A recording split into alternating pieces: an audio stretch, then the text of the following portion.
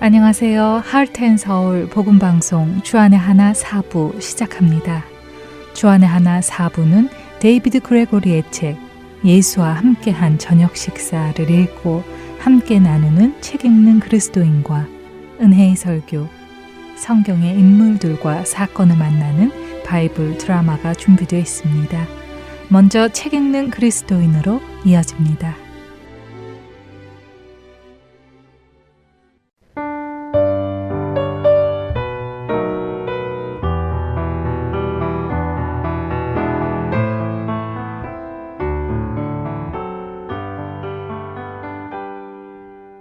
애청자 여러분 안녕하세요.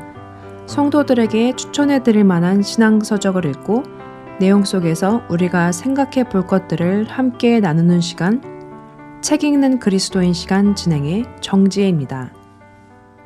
여러분과 데이비드 그레고리 작가가 쓴 예수와 함께한 저녁 식사라는 책을 중심으로 이야기를 나누기 시작했습니다. 한국 교회가 전도를 할 때 외치는 구호 중에 예수천국 불신지옥이라는 표어가 있었습니다. 요즘은 그래도 많이 사라진 것 같은데요.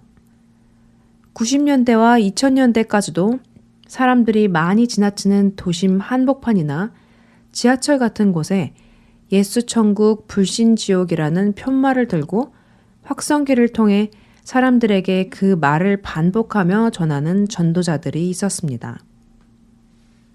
성경의 관점에서 보면 분명 맞는 말이기는 하지만 그 말을 듣는 비신자들의 입장에서는 왠지 거부감이 느껴지는 구호이기도 했습니다. 왜냐하면 성경적인 설명 없이 단순히 예수천국 불신지옥이라는 말만 반복할 때 듣는 사람의 입장에서는 하나님이 마치 하나님께서 사람들을 지옥에 보내시는 이유가 예수님을 안 믿기 때문이라는 이유처럼 오해할 수 있게 만들기 때문이지요. 다시 말해 착한 사람도 예수를 안 믿었다는 이유로 지옥에 보내는 분이 하나님인 것처럼 오해하게 만들었다는 것입니다. 하지만 모든 인간은 죄인이고 하나님의 기준에 도달할 수 있는 사람은 없고 죄의 삭은 사망이기 때문에 모든 죄인은 둘째의 사망의 심판에 들어가는데 하나님께서 예수 그리스도를 보내심으로 십자가에서 죄의 삭신 사망을 대신 받으심으로 이것을 믿는 사람들은 지옥으로 향하던 길에서 돌이켜 나와 생명을 얻게 되었다는 사실을 설명해 주어야 그런 오해가 없는 것입니다.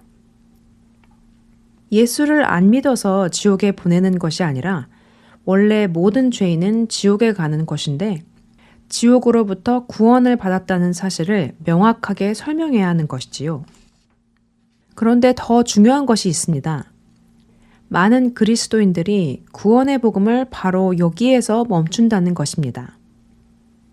무슨 말씀인가 하면 예수님을 믿는 이유가 지옥에 가지 않고 천국에 가기 위함이 목적인 것으로 안다는 것이지요.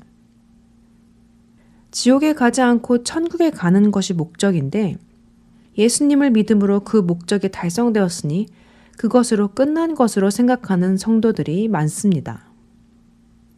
하지만 하나님께서 그 아들 예수 그리스도를 이 세상에 보내시고 십자가를 지시게 하신 이유는 단순히 죄인을 지옥에 보내지 않기 위함만이 아닙니다. 그렇다면 무엇일까요?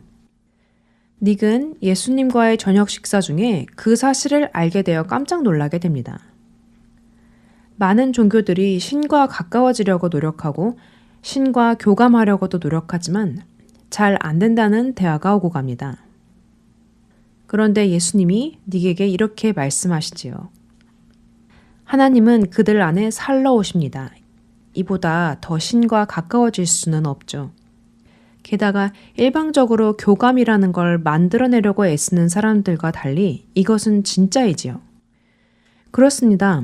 하나님은 우리와 함께 살기 원하십니다. 바로 그 이유로 죄인을 구원하신 것이지요. 이것은 참 중요한 사실입니다.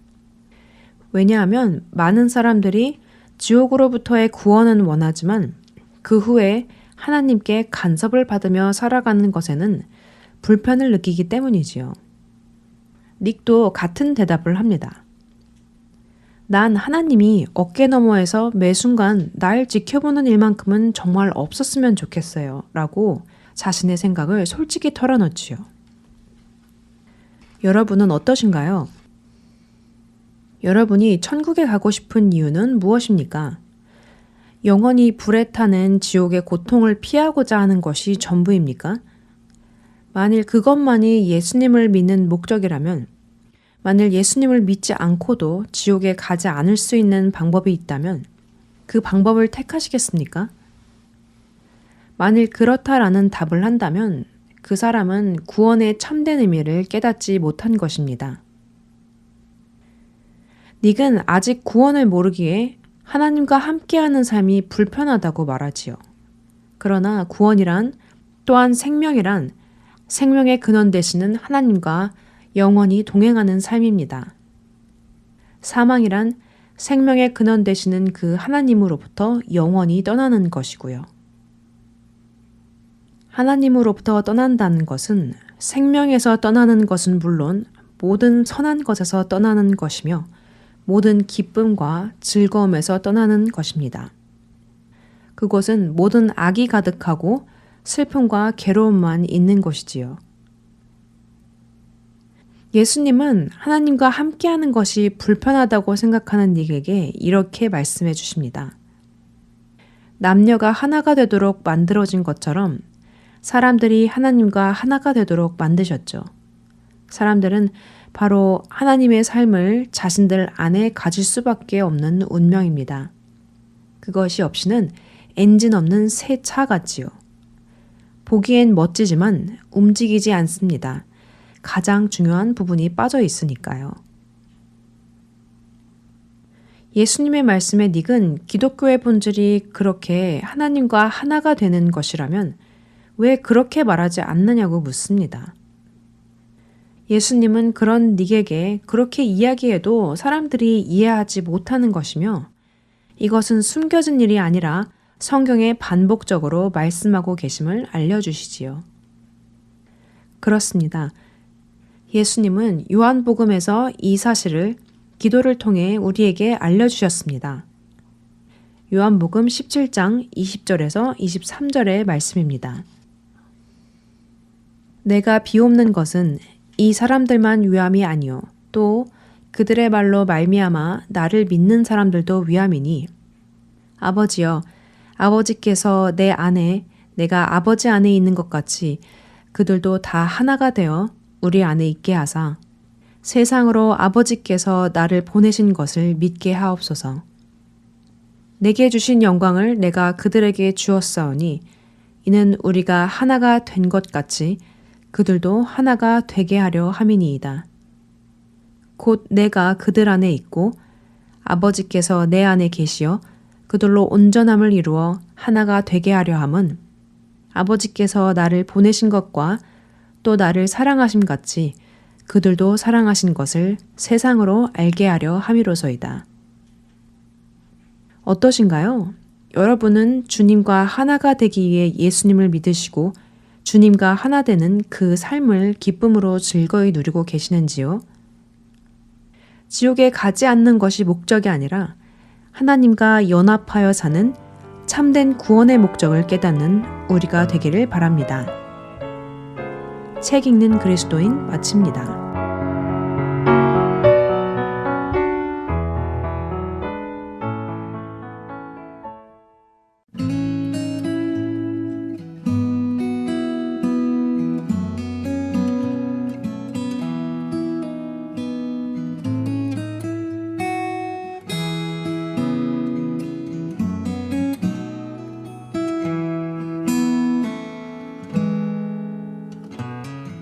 주님의 사랑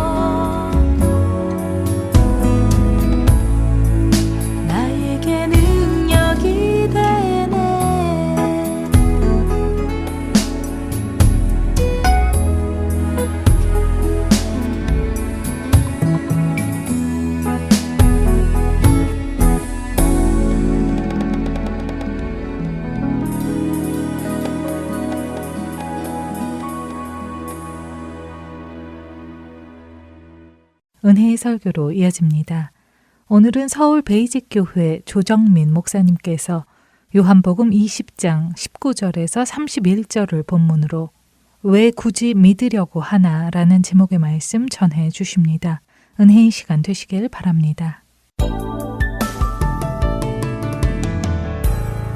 예수님께서 부활하셔서 첫 번째 대화를 나눈 사람은 뜻밖의 제자가 아닙니다. 마리아였죠. 물론 마리아도 여제자라고 하면 제자의 한 사람이겠지만 12제자와 첫 대화를 나누지 않으셨어요. 그들은 빈 무덤에 관한 얘기도 마리아로부터 들었고 빈 무덤을 확인하고도 집으로 다시 돌아갔습니다. 그리고 다시 집에 있는 동안 마리아가 와서 예수님과의 대화, 내용을 전달하라는 명령을 받고 왔다. 내가 곧 아버지께로 올라갈 것이다. 그 말씀을 전하라는 얘기를 전해 들었어요. 그러고도 제자들은 별 반응을 보이지 않습니다. 어쩌면 베드로나 요한은 당황하거나 좀 이상한 생각이 들었겠죠. 왜 우리가 갔을 때는 말씀하시지 않고 나타나시지 않고 또 이 말씀을 전해 듣게 하나? 왜 예수님께서 부활하셔서 첫 번째 대화를 그 제자들과 하시지 않으셨나? 제자들이 앞으로 해야 할 막중한 일을 생각하면은 부활하셔서 첫 번째로 만나 주셔야 하고 첫 번째 대화를 제자들과 나누는 것이 마땅한데 왜 제자들로 하여금 한 여인을 통해서 그 말을 전해 듣게 하나?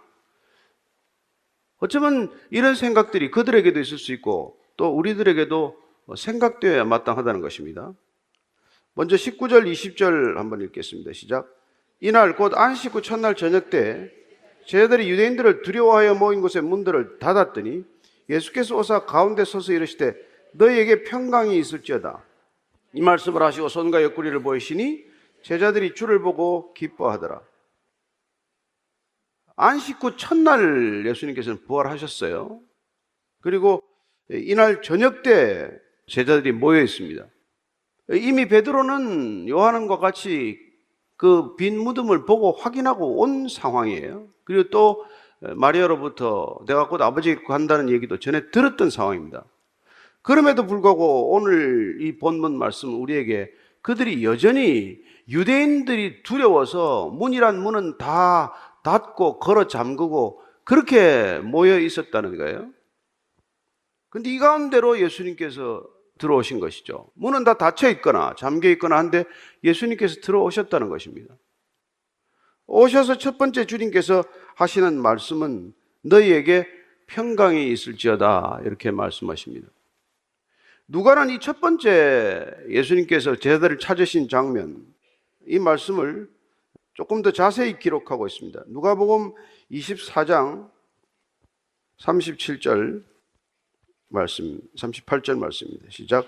그들이 놀라고 무서워하여 그 보는 것을 영어로 생각하는지라. 예수께서 이르시되 어찌하여 두려워하며 어찌하여 마음에 의심이 일어나느냐. 지금 제자들은 유대인들을 무서워하고 있습니다. 예수님을 십자가에 못 박았기 때문에 이제는 우리가 다음 차례인가? 이런 두려움에 사로잡혀 있는 것이죠. 그래서 숨어 있고 문을 닫고 있고 잠그고 있는 이런 상태인데 예수님께서 들어오셔서 나타나니까 그들은 첫 번째로 영인가? 쉽게 말해서 그냥 유령인가? 귀신인가? 그렇게 생각했다는 거예요. 그렇게 의심했다는 것입니다. 그래서 예수님께서 이 아직도 두려워하고 놀라고 의심하는 제자들에게 보여주세요. 손과 옆구리를 보여주십니다. 상처 자국을 보여주신 것이죠. 그랬더니 제자들이 드디어 안심하고 기뻐했다고 되어 있습니다. 도대체 이 제자들이 어떤 제자들이길래 예수님이 나타나도 여전히 두려워하고 있었는지 우리가 생각해 볼 필요가 있어요. 그들이 예수님을 안 믿었던 것도 아니고 예수님을 줄곧 따라다니면서 예수님을 믿긴 믿었지만 어떤 믿음이었길래 부활하신 예수님을 보고도 믿기지가 않고 놀라고 약속대로 찾아오셨는데도 불구하고 전혀 눈물을 쏟거나 무슨 예배를 드리거나 이러지 않는 모습들이 오히려 이상하게 여기지지 않습니까? 그러니까 그들은 이때까지 3년간 예수님을 믿었지만은 예수님이 육신으로 존재하는 보이는 예수님, 그 예수님이 전부였지 실제로 말씀하신 예수님이 그토록 반복적으로 말씀하셨고 내가 하는 말을 믿어라 고 했지만 유대인들만 안 믿은 것이 아니라 이 제자들도 그 말씀을 전적으로 온전히 믿지 않았다는 것을 알 수 있는 것이죠. 따라서 그들은 예수님이 십자가에 달리시고 죽음을 확인한 이후로는 더 이상 그들이 평강을 누릴 수 있는 근거가 사라지고 만 것이죠. 여러분, 보이는 믿음이란 이렇다는 것입니다. 3년을 옆에서 같이 지내도 보이는 형태가 사라지고 나면 더 이상 평강은 없다는 거예요. 따라서 예수님께서는 왜 지금 이 제자들에게 다시 찾아오셔서 어떻게 믿음을 다시 심어주는 것인가를 우리가 보지 않으면 우리도 또한 늘 보이지 않는 하나님을 믿는다고 하지만 어려운 일만 닥치면, 힘든 일만 닥치면 그냥 믿음은 순식간에 사라지고 마는 그런 존재가 되는 것이죠. 그래서 뭘 믿어야 하는지를 우리가 오늘 확실히 보고 듣고 확인하지 않으면 이 제자들보다도 우리가 더 큰 믿음이 있는 것도 아니고 제자들처럼 육신에 계신 동안 우리가 3년 동안 함께 지냈던 사람도 아니고 뭘로 그분을 우리가 믿고 그분을 따를 수 있겠냐는 것이죠. 따라서 오늘 우리가 예수님께서는 평강이 있을지어다 왜 다시 평강이 필요합니까? 제자들에게 평강을 여러 번 부르시고 나서 항상 평강을 말씀하지 않으셨습니까? 14장 27절입니다. 시작. 평안을 너에게 끼치노니 곧 나의 평안을 너에게 주노라. 내가 너에게 주는 것은 세상이 주는 것과 같지 아니하니라. 너희는 마음에 근심하지도 말고 두려워하지도 말라. 평안을 주노라고 했지만 평안을 받았습니까? 못 받았으니까 평안을 잃은 것이죠. 평안하라는 말은 들었고 귀로 들었고 머리에 있었지만 그러나 그 평안이 가슴 깊이 내려오지 않았기 때문에 그들은 예수님이 사라지자 평안도 사라지고 믿음도 사라지고 모든 것이 사라지고 만 것이죠. 그래서 우리는 머리와 가슴 사이가 제일 멀다 그런 얘기를 하지 않습니까? 머리로는 알아요. 머리로는 이해해요. 그렇지만 그 머리에 든 것들이 우리 가슴 속으로 내려와서 우리 전 존재가 믿음으로 반응하는 것은 별개의 문제라는 거예요. 여러분 아무리 많은 설교를 듣고 여러분들이 아무리 많은 성경을 읽은들 그게 다 무슨 소용이 있습니까? 여러분의 것이 되어서 여러분 안에서 그 생명의 말씀이 생명의 능력이 되지 않으면 무슨 믿음의 능력이 되냐는 것이죠. 여러분 진수성찬 차려놓으면 뭐합니까? 안 먹으면 헛것 아니에요. 21절 22절입니다. 시작. 예수께서 또 이르시되 너희에게 평강이 있을지어다. 아버지께서 나를 보내신 것 같이 나도 너희를 보내노라. 두 번째 말씀하세요. 두 번째. 거듭 말씀하시는 까닭은 그만큼 중요하기 때문이겠죠. 그리고 제자들이 전혀 지금 믿음이 없다는 것을 보고 계시기 때문에 여러분 불안하다는 것은 무슨 뜻입니까? 믿음이 없다는 뜻이고 믿음이 없으면 평강을 누릴 수가 없는 것이죠. 믿음과 평강은 얼굴이고 손과 발이죠. 여러분들이 믿음 없이 평강을 어떻게 누립니까? 평강 없는 믿음이 어떻게 있을 수 있습니까? 주님께서는 지금 평강이 있을지어다 두 번 반복해서 제자들에게 지금 평강을 말씀하고 계시죠. 그러면 이 평강은 무엇 때문입니까? 평강 그 자체로도 의미가 있지만 평강 그 자체로도 믿음의 증거지만 그러나 그 평강은 무엇을 위한 평강인지를 오늘 예수님께서는 이렇게 말씀하십니다. 아버지께서 나를 보내신 것 같이 나도 너희를 보내노라. 아버지께서 나를 보내셨던 것처럼 그래서 아버지께서 나를 이 땅에 보내셔서 그분은 하나님께서 이 땅에 주신 사명을 다 이루셨습니다. 그리고 이제는 제자들 차례입니다. 이제는 내가 너희를 보내노라. 이제는 제자들이 떠나야 할 차례라는 거예요. 제자들에게 사명을 주신 것이죠. 그렇습니다. 이 평강은 무엇을 위한 평강입니까? 내가 너희를 보내기 위해서 주시는 소명을 위한 평강이라는 것을 알게 됩니다. 우리가 집에서 할 일 없이 있어도 평안할 수 있겠지만 여러분, 우리는 그런 평안을 원하고 있는 게 아니잖아요.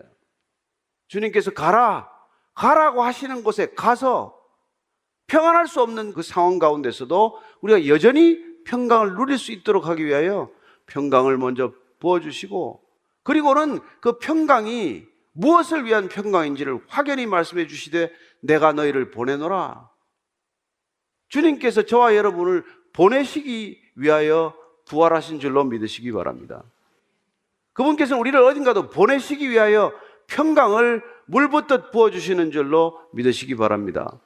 평강이 지극히 깊은 평강이 여러분에게 와 있다면 어떤 소명이 내게 와 있는지를 확인하고 다시 한번 깊이 묵상해야 될 때라는 것을 기억하시기 바랍니다. 그냥 여기가 좋사오니 여기서 영원히 평강을 누리겠습니다가 아니라 내가 이 땅에 아버지께서 나를 보내신 것처럼 나도 이제 너희를 보내노라. 여러분 어딘가 다 각자로 보내심을 받은 사람이 될 것입니다. 그리고 예수님께서 22절입니다. 시작. 이 말씀을 하시고 그들을 향하사 숨을 내쉬며 이르시되 성령을 받으라. 성령을 받으라. 얼마나 성령 얘기를 많이 하셨습니까? 성령을 받으라. 주님께서는 이 성령을 받으라, 부활하셔서 이제 제자들에게 성령을 부어주시겠다는 약속을 지키고 있는 장면 아닙니까? 이 성령을 받으라는 누가가 사도행전에서 기록한 오순절 사건과도 동일한 요한의 오순절 사건과도 같은 기록이에요.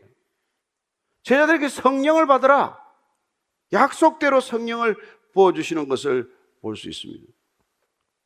예수님께서 성령을 주시겠다는 얘기를 요한복음 7장에서 명절 끝날에 말씀하지 않으셨습니까? 총말절 끝날에 7장 38절입니다. 시작.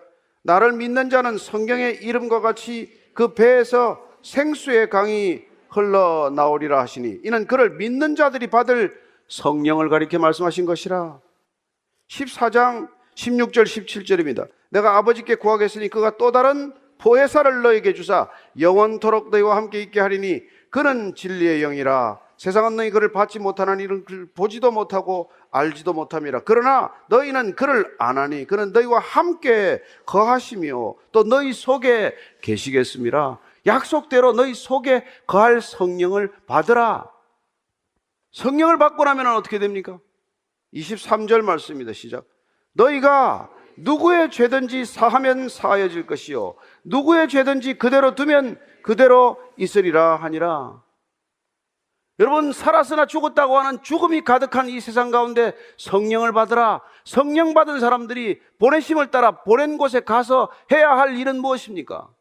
성령을 받은 사람들이 성령의 일을 하는 것이란 무엇입니까? 생기가 들어가게 하는 것이죠. 말씀을 전하는 것이죠. 생명의 말씀을 선포하는 일입니다. 죽은 것 같은 사람들이 살아날 것입니다. 얼굴이 주를 향하여 빛을 발하게 될 것이고 그리스도의 빛을 반사하는 생기가 가득한 얼굴들이 될 것입니다. 그리고 그 생기를 가진 사람들에게 무엇을 하라고 말씀하십니까? 용서를 전하라는 거예요. 여러분, 우리가 죄로부터 건짐을 받은 사람들, 죄 용서를 받은 사람들이 해야 할 첫 번째 일은 용서를 선포하는 것입니다. 여러분들이 십자가와 부활로 영원한 생명을 받았다면, 거듭났다면, 주께서 여러분들을 구원하셨다면 구원받은 자, 죄로부터 온전히 벗어난 자, 그 사람이 할 수 있는 첫 번째 일, 아니 반드시 해야 할 첫 번째 일은 용서하는 일이라는 것입니다. 여러분, 인간이 용서받지 못할 죄를 얼마나 많이 짓고 삽니까? 그리고 그 죄책감에 얼마나 시달립니까? 얼마나 많은 사람들이 죄책감으로 불안해합니까? 그 불안을 또 다른 폭력과 또 다른 살인으로 얼마나 많은 일들이 반복적으로 일어납니까? 주님께서는 누구의 죄든지 너희들이 사하면 사함을 받게 될 것이고 너희들이 그대로 두면 그대로 있을 것이라고 말씀하고 계십니다. 마태복음 18장 18절에서 동일한 말씀을 하셨습니다. 시작. 진실로 너희에게 이르노니 무엇이든지 너희가 땅에서 매면 하늘에서도 매일 것이요 무엇이든지 땅에서 풀면 하늘에서도 풀리리라. 여러분, 그리스도인들이란 묶인 것들을 푸는 사람이요 죄로부터서 풀려나지 못하는 사람들에게 죄 용서를 선포하는 것입니다. 예수님께서 이 땅에 오셔서 죄 용서를 선포하셨고 성령을 받으라고 하셔서 성령 받은 사람들이 성령을 받지 못한 죄에 허덕이는 사람들에게 가서 죄 용서를 선포하는 것이야말로 저와 여러분들이 해야 할 가장 큰 사명, 마땅히 감당해야 할 사명이라고 말씀하시는 것입니다. 그런데 우리가 용서는커녕 우리가 더 미워하고 우리가 용서하지 못하고 우리가 더 많은 풀기는커녕 더 많은 것들을 묻고 있다면은 도대체 예수님께서 우리에게 성령을 보내주실 까닭이 어디 있습니까? 오늘 순서를 보십시오.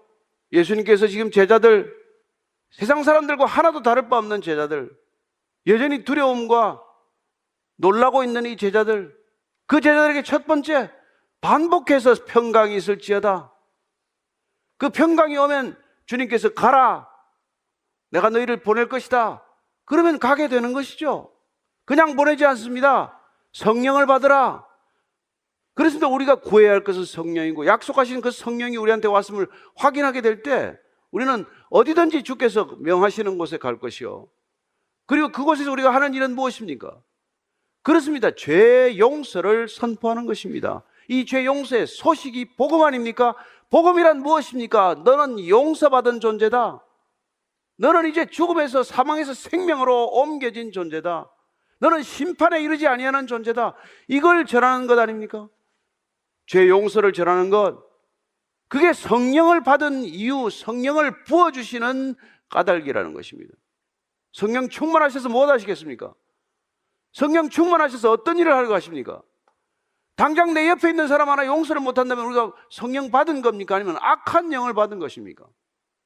주님께서는 오늘 제자들에게 성령을 부어주시고 성령을 받으라고 하시고 그리고 그들에게 죄 용서의 권세를 허락하고 계신 것이죠. 따라서 성령을 받은 사람들은 용서하지 못할 죄를 용서받은 사람들이고 용서받지 못할 죄를 용서받은 사람들은 자신이 용서할 수 없는 죄를 용서하는 사람이 되는 것입니다. 여러분들 아직까지 용서하지 못한 사람이 있습니까? 오늘 모든 사람이 용서받을지어다. 그리스도인들의 입술을 통해서 용서를 선포하시기 바랍니다. 그래서 이 모든 일들이 어떻게 일어난다는 것이에요? 우리가 믿음으로 이 모든 권세를 누리게 된다는 것입니다. 우리가 믿음으로 오직 이 모든 일들을 누릴 수 있다는 것이죠. 그래서 주님께서는 오늘 믿음을 이 제자들에게 지금 선물하고 있는 것입니다. 궁극적으로 믿지 않으면, 믿음이 연약하면, 믿음이 흔들리면, 믿음이 사라지면 이 모든 것들이 다 한낱 종이에 불과한 것이죠. 그래서 오늘 도마야말로 믿음 이야기의 클라이맥스예요. 어쩌면 도마 얘기는 저와 여러분들의 얘기입니다. 어쩌면 이성적인 사람, 생각하는 사람, 그런 사람들의 전형이 도마 아니겠어요? 24절, 25절입니다. 시작. 12 제자 중에 하나로서 디두모라 불리는 도마는 예수께서 오셨을 때 함께 있지 아니한지라. 다른 제자들이 그에게 이르되 우리가 주를 보았노라 하니 도마가 이르되 내가 그의 손에 못자국을 보며 내 손가락을 그 못자국에 넣으며 내 손을 그 옆구리에 넣어보지 않고는 믿지 아니하겠노라 하니라.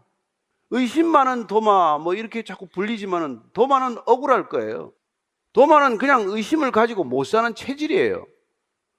도마는 의심에 대해서 정직한 사람입니다. 대부분은 의심에도 말하지 않습니다. 믿기지 않아도 믿는 체야 합니다. 도마는 그런 성격은 아니죠. 못 믿으면 못 믿겠다고 말하고 아니면 아니라고 말하는 성격이죠.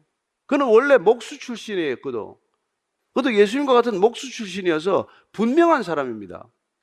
여러분 대충 집을 지으면 집이 성합니까? 벽돌 하나를 쌓든 무슨 금을 하나 걷든 반듯하게 그어야 하는 성격 아니겠어요? 그래서 그는 얼렁뚱땅 넘어가는 법이 없는 것이죠. 그리고 나름대로 그는 단호한 사람이에요. 죽은 나사로를 살리러 가겠다고 했을 때 그는 예수님께 나도 죽으러 가겠습니다, 그렇게 결단을 보였던 사람이에요. 그리고 주님께서 너희들은 내가 갈 길을 안다, 그렇게 말했을 때 그 길이 어딘데요? 다른 제자들 다 몰랐죠.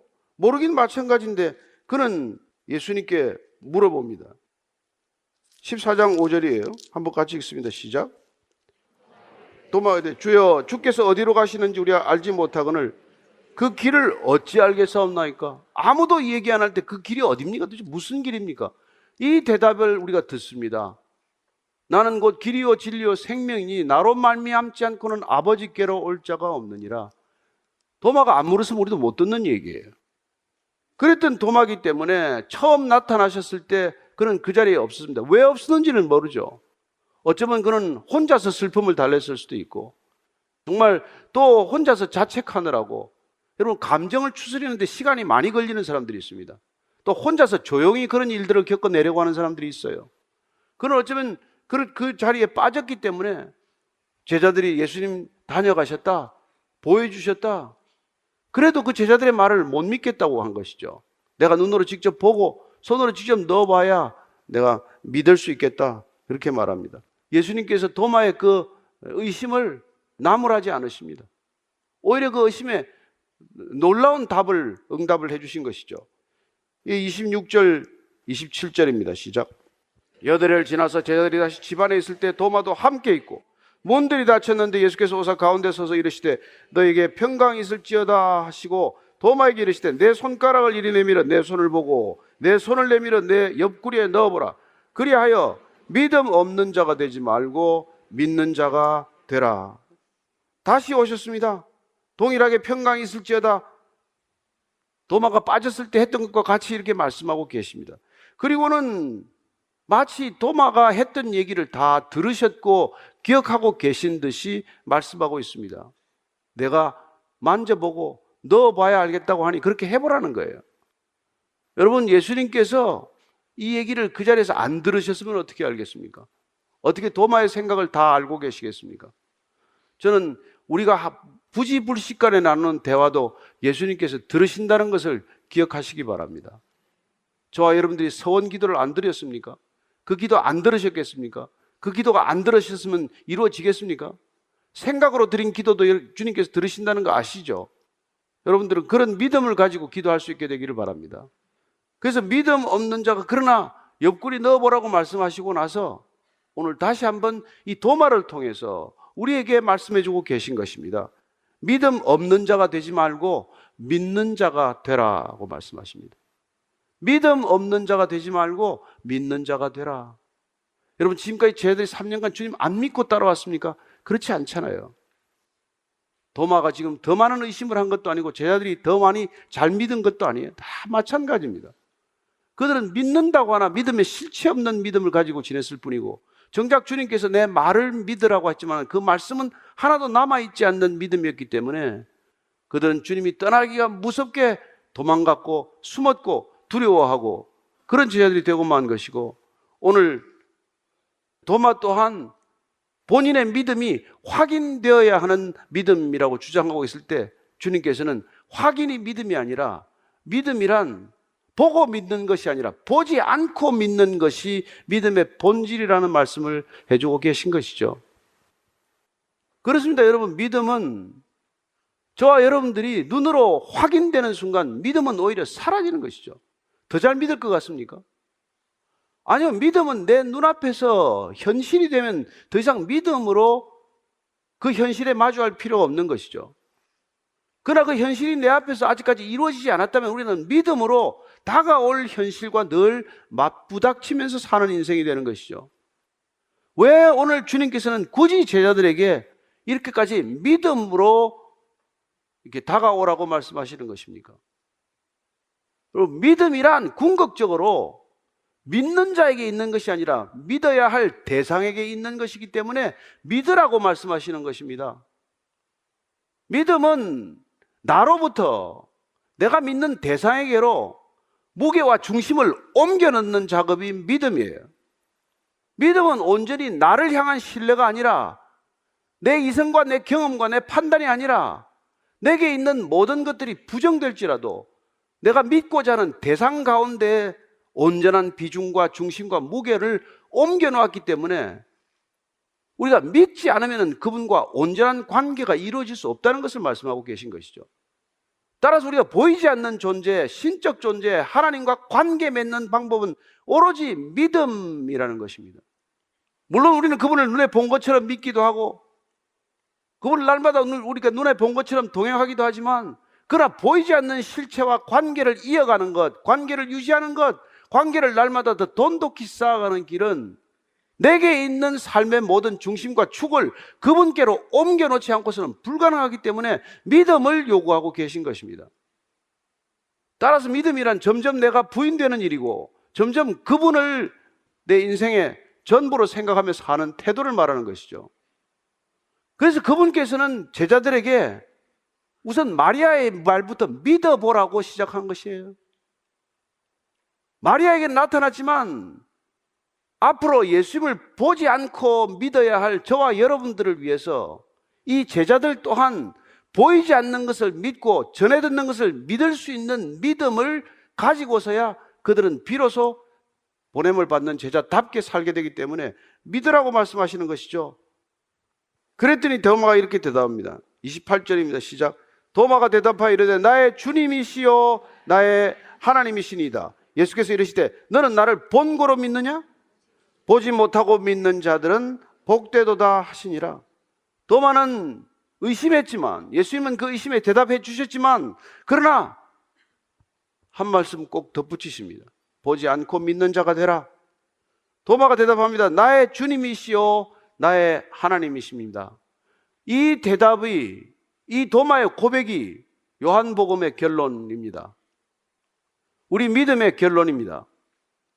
로마의 황제 카이사르를 퀴리오스 주라고 불렀던 때에 로마의 황제가 아니라 세상 모든 권력과 부를 가진 그 존재가 아니라 예수님이 나의 주님이라고 고백하는 것, 예수님이 4대 성인 중에 한 인간이 아니라 그분이 하나님이라고 고백하는 것, 이 고백을 위해서 예수님께서 이 요한에게 이 복음을 기록하도록 하신 것 아니겠습니까?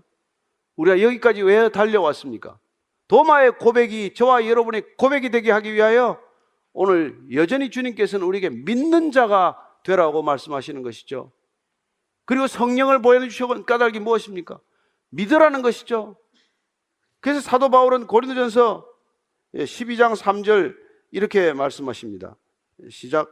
그러므로 내가 너에게 알리노니 하나님의 영으로 말하는 자는 누구든지 예수를 저주할 자라 하지 아니하고 또 성령으로 아니하고는 누구든지 예수를 주시라 할 수 없느니라. 그렇습니다. 성령이 아니고서는 예수님을 주님이라고 우리는 고백할 수 없습니다. 그분이 주님이시요 나의 하나님이십니다. 이 고백을 위해서 오늘 요한은 여기까지 기록해 왔다는 거예요. 그리고 주님께서는 나를 본고로 믿느냐? 보지 못하고 믿는 자들은 복되도다 하시니라. 여러분, 구원은 보지 못한 하나님의 선물인 줄로 믿습니다. 에베소서 2장 8절 말씀입니다. 시작. 너희는 그 은혜에 의하여 믿음으로 말미암아 구원을 받았으니 이것은 너희에게서 난 것이 아니요 하나님의 선물이다. 하나님의 선물인 구원, 은혜를 다 어떻게 받습니까? 믿음이라는 손을 펴서 받는 것입니다. 오직 믿음으로 받는 것이에요. 여러분들이 어떤 행위로도 받을 수 없지만, 여러분들이 어떤 돈이나 헌신으로도 받을 수 없지만, 그러나 믿음으로 그것을 받을 수 있는 것이기 때문에 오늘 본고로 믿느냐, 보지 못하고 믿는 자들이 복되도다고 말씀하고 있는 것이죠. 그래야 히브리서 11장 1절 우리가 잘 아는 말씀대로 같이 읽습니다. 믿음은 바라는 것들의 실상이요 보이지 않는 것들의 증거니 선진들이 이로써 증거를 얻었느니라. 믿음은 바라는 것들의 실상, 눈앞에 있어서 믿는 게 아닙니다. 믿어서 바라는 것들을 보게 된다는 것입니다. 믿음은 보이지 않는 것들을 믿음으로 보이게 되는 특권을 누리게 된다는 것입니다. 믿음만이 우리가 지금 당장 눈앞에 현실이 아니지만은 장차 그 바라는 것들이 현실로 눈앞에 나타나는 것을 경험하게 될 것이라는 것입니다. 그래서 지금 도마 사건이야말로 요한복음에서 믿음 없는 저희들을 위하여 앞으로 예수님 한 번도 실제로 뵙지 않고 예수님을 주라고 고백하고 나의 하나님이라고 고백하는 믿음을 위하여 오늘 이 기록을 우리에게 넘겨주신 것입니다. 성경 한 권으로도 우리가 충분히 믿을 수 있는 사람이 되게 하시는 것, 보지 않고도 믿는 것이 복되다는 것을 또한 믿고 믿음을 고백하는 사람들 되게 하시는 것, 그게 이 성경이 저와 여러분들 손에 주어진 목적이라는 것을 기억하십시오. 여러분들이 믿음으로 영생을 얻으신 줄로 믿습니다. 믿음과 생명이 이렇게 함께 저와 여러분에게 주어진 줄로 믿습니다. 믿음도 주님께서 주신 믿음의 선물로 받으시기를 바라고, 그리고 여러분들이 믿어서 얻는 것이 무엇인지를 분명하게 알고 믿으시기 바랍니다. 여러분들이 믿음으로 뭘 더 받기를 원하십니까? 뭘 더 구하고 계십니까? 뭘 더 날마다 구해야 한다고 생각하십니까? 이 믿음을 어떻게 전파해야 된다고 생각하십니까? 믿음으로 누군가에게 복음을 전하는 이유가 무엇입니까? 생명을 얻게 하려 합니다. 영생을 얻게 하려 합니다. 사망에서 생명으로 옮겨지는 것, 이 복된 소식을 저와 여러분들이 인생 살아가는 끝날까지 전하다가 주님 앞에 서게 되기를 축원합니다.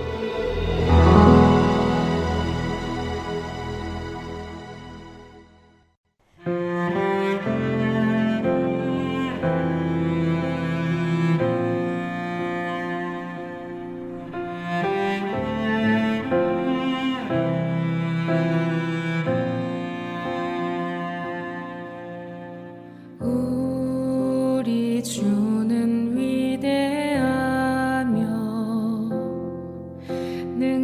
능력이 많으시도다. 그의 지혜에 무궁하며 인자는 영원하도다. 상한 자들 고치시며 상처를 싸매시도다. 별들의 수를 세시며 이름을 붙이셨도다.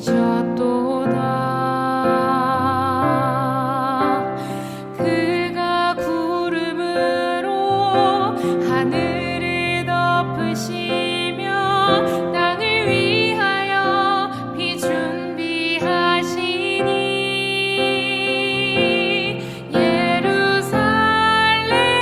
예루살렘아 여호와를 찬송할지어다. 내 하나님을 감사함으로 그 앞에 나가며 주 임재 앞에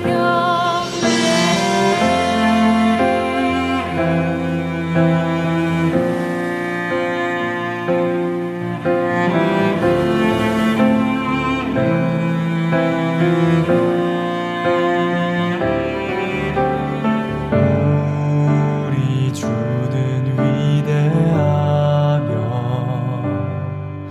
능력이 많으시도다.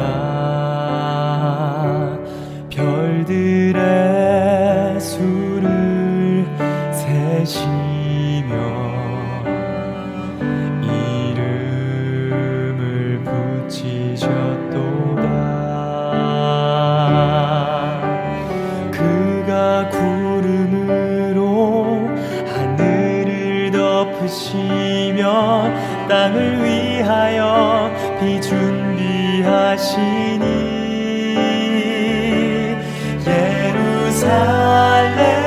예루살렘아 여호와를 찬송할지어다. 내 하나님을 감사함으로 그 앞에 나가며 주 임재 앞에 경배. 그가 구름으로 하늘을 덮으시며 땅을 위하여 비 준비하시니 그가 구름으로 하늘을 덮으시며 땅을 위하여 비 준비하시니 그가 구름으로 하늘을 덮으시며 땅을 위하여 비 준비하시니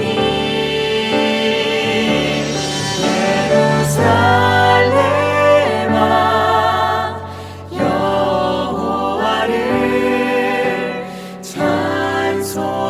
할지어다. 내 하나님을 감사함으로 그 앞에 나가며 주 임재 앞에 예루살렘아 여호와를 찬송할지어다. 내 하나님을 감사함으로 나가며 주 임재 앞에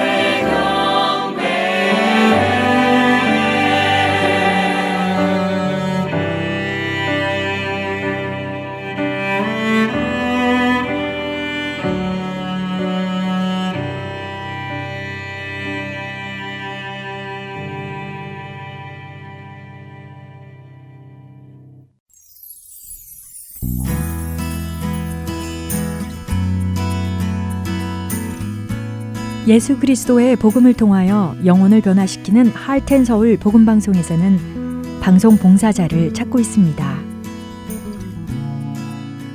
영혼을 살리고 세우는 방송을 만들기 위해 방송 제작 봉사, 아나운싱 봉사, 편집과 번역 봉사 등 방송 제작에 관련된 봉사에 참여하실 분들은 하트앤서울 방송사 전화번호 602-866-8999로 연락 주시기 바랍니다.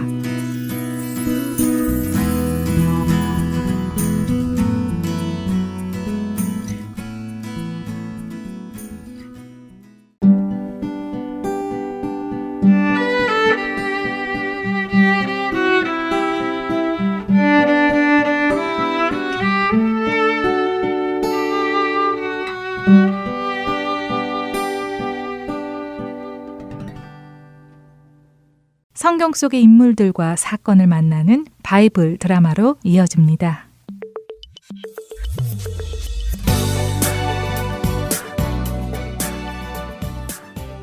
애청자 여러분 안녕하세요. 바이블 드라마 진행의 박용규입니다.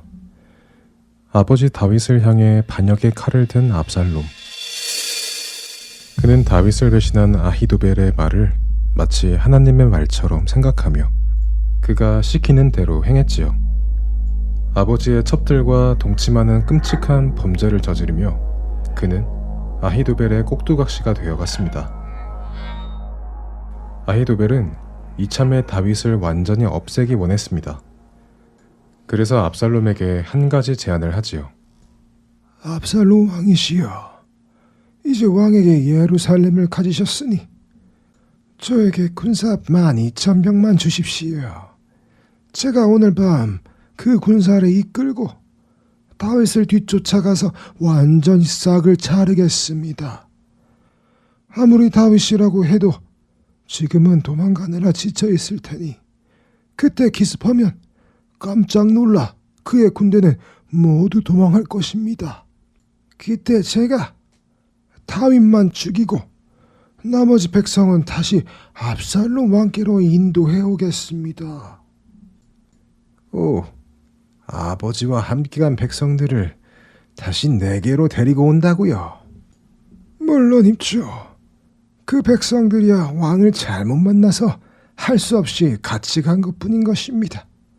그러니 다윗만 죽이면 그들은 다시 참된 왕이신 압살롬 왕을 찾아 제 발로 걸어올 것입니다. 역시 아히도벨님은 충신이십니다. 그것 정말 좋은 생각이시요. 알겠습니다. 아, 그래도 이 예루살렘 성에 있는 지혜자가 또 한 명 있으니 그도 불러서 의견을 물어봅시다. 압살롬이 말하는 지혜자는 바로 다윗의 충신이자 친구인 후세였지요. 후세는 다윗이 압살롬을 피해 피신할 때에 함께 가고자 했지만 다윗이 예루살렘에 남아 압살롬에게 충성하겠다고 거짓 약속을 하고 압살롬의 동태를 살펴봐 달라고 하였던 사람입니다. 그래서 후세는 내키지는 않았지만 다윗의 청대로 압살롬에게 충성을 약속하고 그의 곁에 있었지요. 압살롬은 후세를 부릅니다.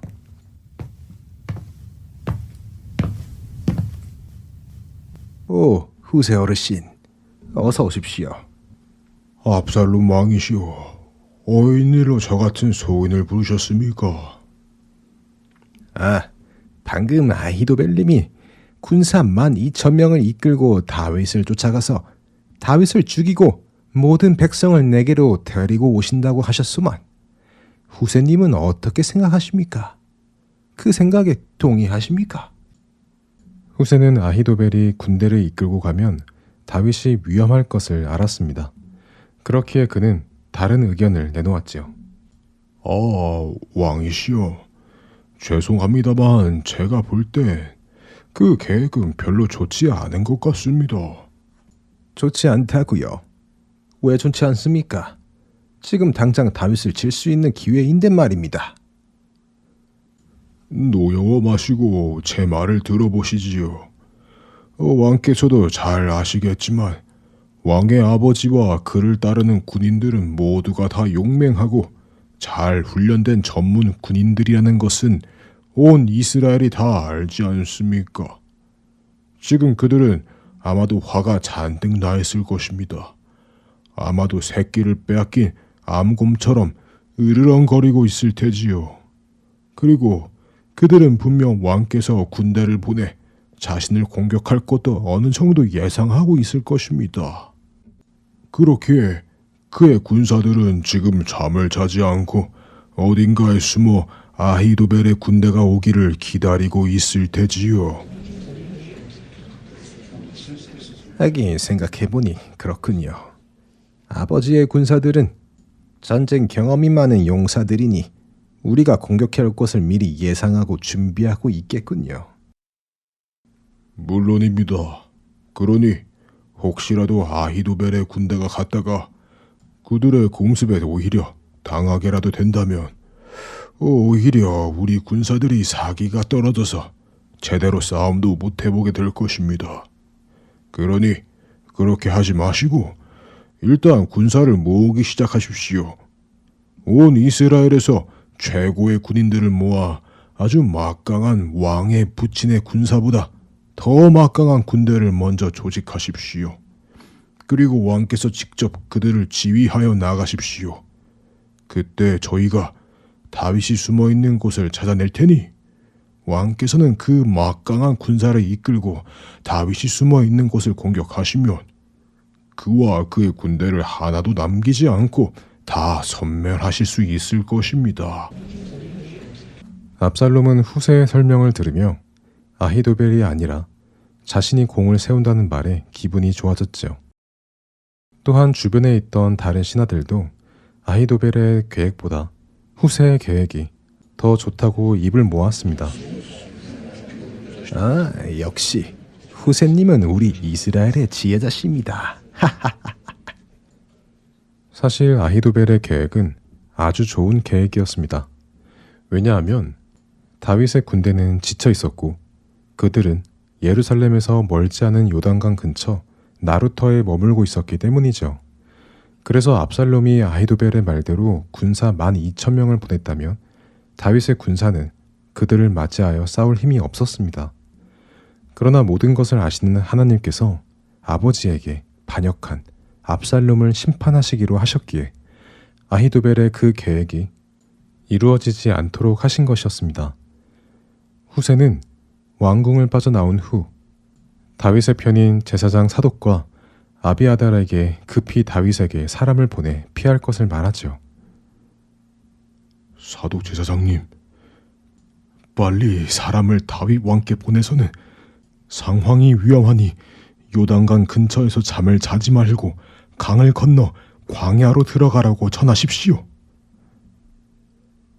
그렇게 하여 사독과 아비아달은 자신들의 아들인 아히마아스와 요나단을 급히 보내 다윗에게 후세의 말을 전합니다. 바이블 드라마 사무엘편 다음 시간에 뵙겠습니다. 안녕히 계세요.